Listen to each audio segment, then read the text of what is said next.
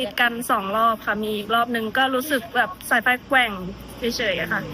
เบาๆแต่ว่ารอบแรกคือไหวโยกเลยค่ะ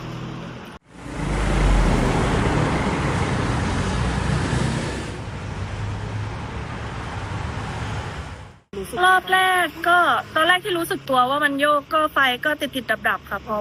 พอรู้สึกอะไรเงี้ยค่ะก็ยังพอมีไฟอยู่ตอนแรกแต่ว่าสักแป๊บหนึ่งก็ดับเลยค่ะ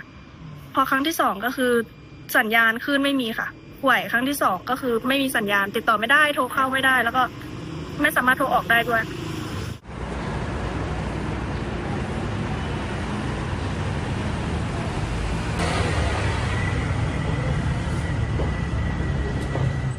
ตอนแรกยังไม่รู้สึกว่าแผ่นดินไหวครับแค่มึนๆหัวนิดนึงแต่ตอนแรกของก็มันขยับนะครับ